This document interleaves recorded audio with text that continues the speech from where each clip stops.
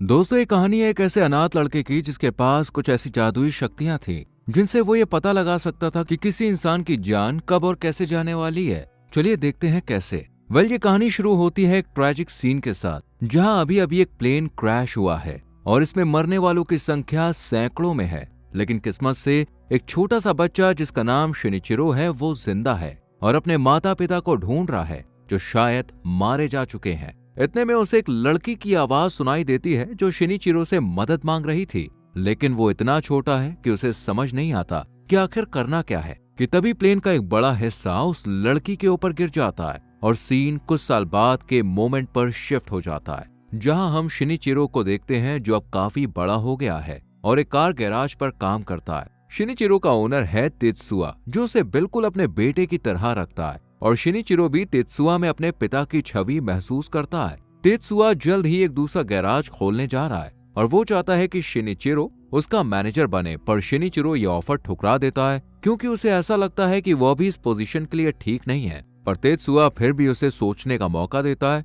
जबकि उसकी बेटी मित्सुको भी शिनिचिरो को समझाती है क्योंकि उसे भी लगता था कि इस पोस्ट पर सिर्फ वही सही है। वहीं इसी गैराज में काम करने वाला कानेडा इस बात से खफा था क्योंकि उसे हमेशा से ही शिनिचिरो से जलन रही है, क्योंकि तेत्सुआ हर काम में उसे प्रायोरिटी दिया करता था। इस बात का गुस्सा वो अक्सर शिनिचिरो को परेशान करके निकालता था। आज भी वो उसे बुली करता है और धक्का देकर चला जाता है, जिस वजह से शिनिचिरो का मोबाइल टूट जाता है और काम खत्म करने के बाद वो उसे बनवाने के लिए एक शॉप में जाता है, जहाँ पर एक लड़की आओई उसे ग्रीट करती है। शिनिचिरो बताता है कि उसका फोन टूट गया है, पर आओई के मुताबिक वो काफी पुराना मॉडल था जिसके पार्ट्स मिलना मुश्किल था, लेकिन फिर भी वो जैसे तैसे करके शिनिचिरो का फोन ठीक कर देती है। इसलिए रात को भी शिनिचिरो अपना फोन देख आओई को याद करता है। अगले दिन वो काम पर आने के लिए मेट्रो पकड़ता है, जिसमें उसी के बगल में खड़े एक आदमी के हाथ अचानक से गायब होने लगते हैं। तब हमें बताया जाता है कि प्लेन क्रैश वाली साइट पर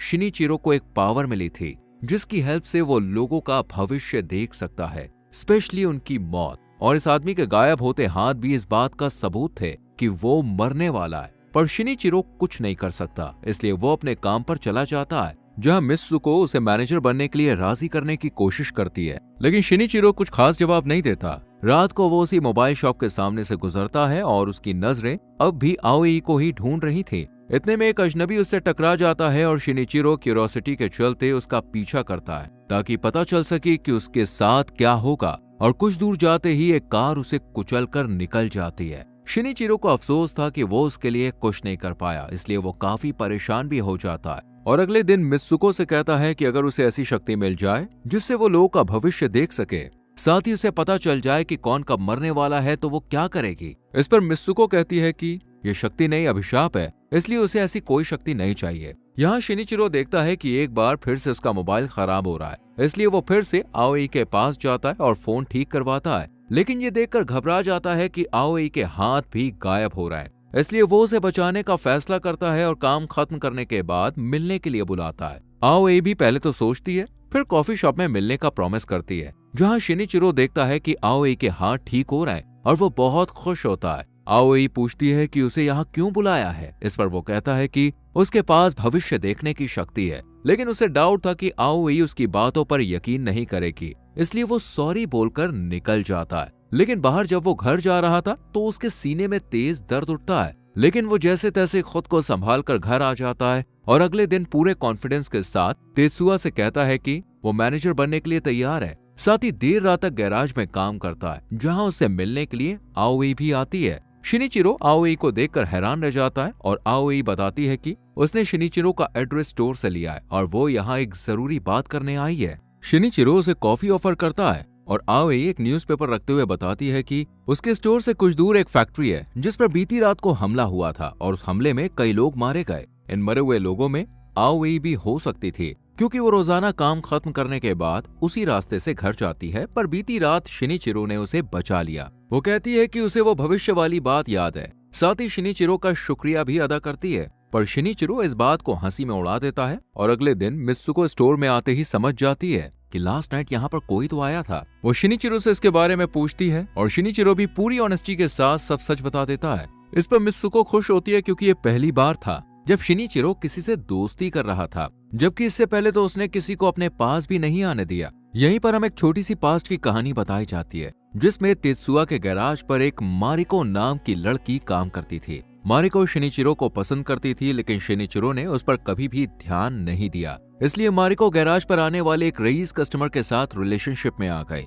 और यहाँ से हमेशा के लिए चली गई। कहानी फिर से प्रेजेंट में आती है, जहाँ मिस सुको और शिनिचिरो को तेत्सुआ की आवाज सुनाई देती है, जो कानेडा पर चिल्ला रहा था, क्योंकि वो तेत्सुआ को बिना बताए गैराज से किसी ग्राहक की गाड़ी लेकर डेट पर गया था। पर कानेडा अपनी गलती मानने की जगह उल्टा तेत्सुआ और शिनिचिरो पर गुस्सा करता है और शिनिचिरो को हिट भी करता है, जिस वजह से तेत्सुआ उसे एक जोरदार पंच मारकर काम से निकाल देता है। लेकिन कानेडा के जाते ही शिनिचिरो तेत्सुआ के हाथों को देखता है, जो अचानक गायब हो रहे थे। मतलब तेत्सुआ की जान को भी खतरा है, पर शिनिचिरो उसे अपने पिता की तरह मानता था, इसलिए वो उसे बचाने का फैसला करता है और काम खत्म करने के बाद उसे अपने साथ डिनर करने को कहता है। तेत्सुआ भी मान जाता है और दोनों पैदल रेस्टोरेंट की तरफ जाने लगते हैं। लेकिन रास्ते में शिनिचिरो का ध्यान सिर्फ और सिर्फ तेत्सुआ और उसके आसपास की चीजों पर ही था। इतने में एक अंधेरी जगह से कानेडा लोहे की रॉड लिए तेत्सुआ की ओर दौड़ता है, पर शिनिचिरो बीच में आकर उसे बचा लेता है, जिस वजह से तेत्सुआ की जान तो बच जाती है, पर शिनिचिरो को दिल का दौरा पड़ता है और उसकी आंख सीधा हॉस्पिटल में खुलती है,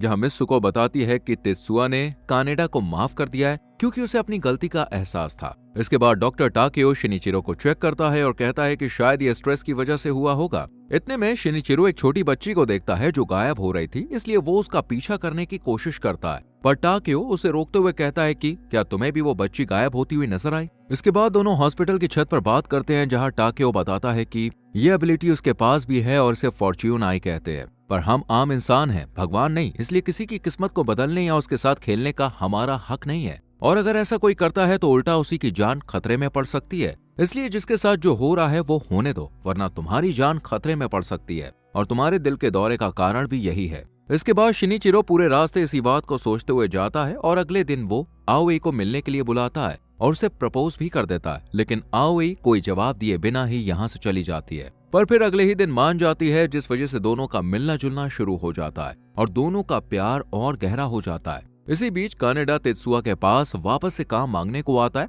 और शिनिचिरो भी उसकी सिफारिश करता है, इसलिए तेत्सुआ उसे काम पर रख लेता है, जिस वजह से कानेडा तेत्सुआ और शिनिचिरो दोनों का शुक्रिया अदा करता है। अगले दिन शिनिचिरो अपने और आओई के लिए एक रिंग का पेयर खरीदता है, साथ ही हॉस्पिटल चेकअप के लिए भी जाता है, जहां डॉक्टर उसे चेतावनी देता है कि आगे अगर दिल का दौरा पड़ा तो जान भी जा सकती है। इसके बाद शिनिचिरो अपने गैराज जाता है, जहां एक लड़का कार ठीक करवाने के लिए आता है। ये कोई और नहीं बल्कि मारिको का बॉयफ्रेंड था, इसलिए शिनिचिरो मारिको के बारे में पूछता है, पर यह लड़का उसके बारे में गलत गलत बातें करता है। साथ ही शिनिचिरो को भी काफी भला बुरा कहता है, लेकिन शिनिचिरो शांत रहता है और अगले दिन जब वो अपनी गाड़ी लेने आता है तो शिनिचिरो देखता है कि ये भी हवा में गायब हो रहा है, मतलब ये भी मरने वाला है, पर वो कुछ ना करने का फैसला करता है। और कुछ दिन बाद हम शिनिचिरो को उसी आदमी के फ्यूनरल में देखते हैं, जहाँ उसकी छोटी सी बच्ची अपने पिता के लिए रो रही थी। उस बच्ची को देखकर शिनिचिरो को बहुत दुख होता है। साथ ही प्लेन क्रैश साइट वाली वो लड़की बार बार याद आती है, जिसे वो बचा नहीं पाया था। अगले दिन वो हताश होकर एक पार्क में बैठ जाता है, जहाँ किंडर स्कूल के कुछ बच्चे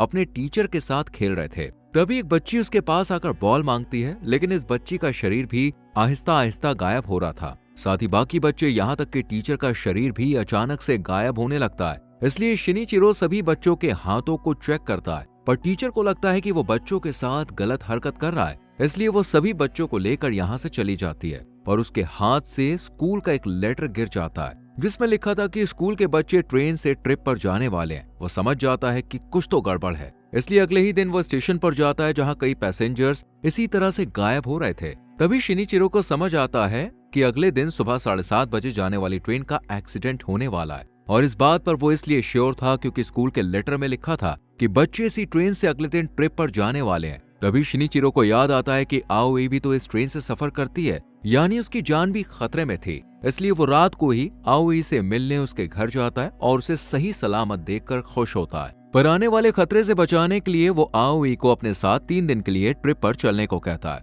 आओई पहले तो सोचती है, पर फिर हाँ कर देती है और शिनिचिरो भी खुश हो जाता है, लेकिन उसे उन बच्चों और बाकी पैसेंजर्स को भी बचाना था, इसलिए वो स्कूल में ट्रिप को कैंसिल करने के लिए फोन करता है। पर कोई वैलिड रीजन ना होने की वजह से स्कूल अथॉरिटी ट्रिप कैंसिल करने से इनकार कर देती है। शाम को शिनिचिरो एक लेटर लिखता है, जिसमें वो आओई को सब कुछ सच सच बता रहा होता है, जिसमें ट्रिप की झूठी बात भी शामिल है। साथ ही वो ये भी लिखता है कि वो आओई से कितना प्यार करता है, और उसकी पूरी प्लानिंग अगली सुबह वेस्ट हो जाती है जब आओई उसे मैसेज करके कहती है कि उसकी कोवर्कर की तबीयत खराब है, इसलिए उसे स्टोर जाना पड़ेगा। ये मैसेज पढ़ते ही शिनिचिरो स्टेशन की तरफ भागता है, पर घर के बाहर ही पुलिस उसका इंतजार कर रही थी। दरअसल स्कूल टीचर ने उसके खिलाफ कंप्लेन की थी कि वो बच्चों के साथ मिसबिहेव कर रहा था, लेकिन आओई को बचाने के लिए वो पुलिस से बचकर भाग निकलता है और स्टेशन पहुंचकर देखता है कि आओई तो ऑलरेडी ट्रेन में चढ़ चुकी है। इसलिए वो एक टैक्सी पकड़कर दूसरे स्टेशन पे पहुंचता है ताकि यहाँ पहुंचने से पहले ही ट्रेन को रोक ले। यहाँ शिनिचिरो देखता है कि कंस्ट्रक्शन का काम चल रहा है, जिसे देखकर